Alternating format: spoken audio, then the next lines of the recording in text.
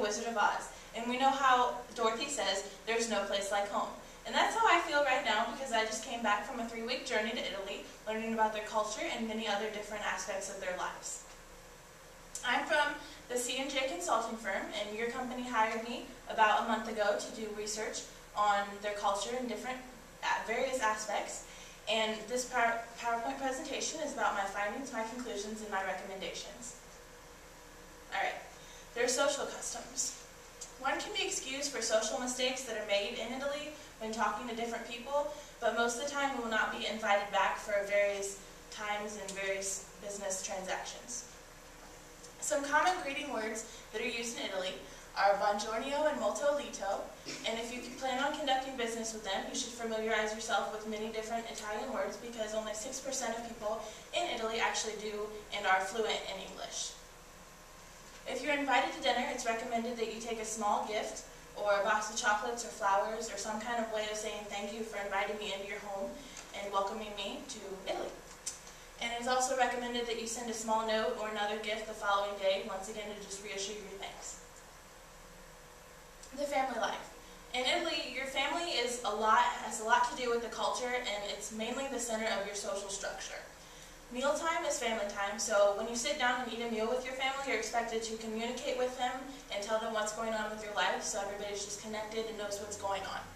The father is always the head of the household, and normal families are large, but in northern Italy, the family lives together, and it's just the basic family, which would be your mother, your daughter, and your son and your father. And extended family in the south live together, which is your aunts, uncles, grandparents, mother, father, and kids. The attitudes in Italy. The Italians respect their elders, and they also respect people who have achieved high business education and success, and they also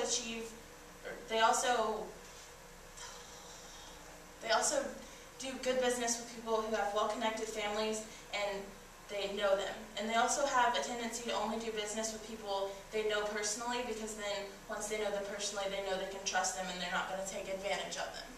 And they're very opinionated, but they will get their work done, and it'll be done right and on time.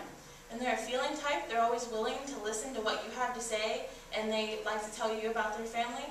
And it's recommended that you carry around like a small picture of your family or someone that you're close to, so you can show them, well, this is my husband or this is my family, and they like to listen to what you have to say about your family.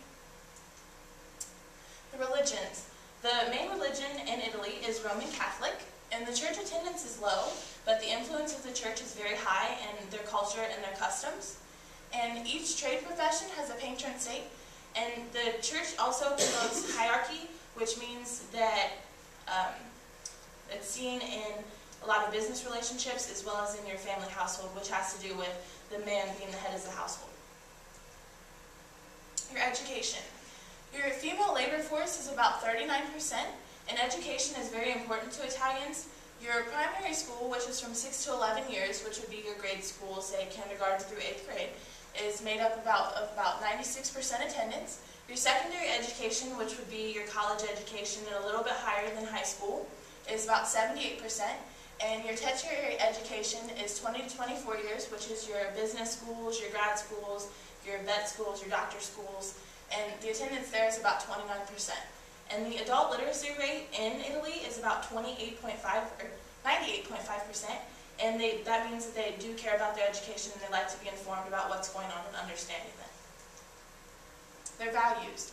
Italians highly believe in the use of proverbs, and some examples are, teacher is like the candle which lights others and consuming itself. Only your real friends will tell you when your face is dirty, and he who knows little quickly tells it. And family is also extremely important. It's one thing you can't really emphasize enough, and a lot of their decisions and what they do on a daily basis has to do with what their family is going to think of them, and how they conduct themselves also has a lot to do with that. Fashion is also very important. First impressions mean like everything in Italy. So it doesn't matter what time of day or where you're going or where you're going to be seen, it's always important that you look your best, because first impressions are everything.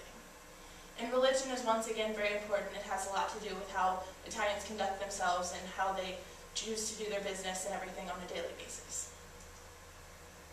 In conclusions, Italy is a very family and religion-oriented country.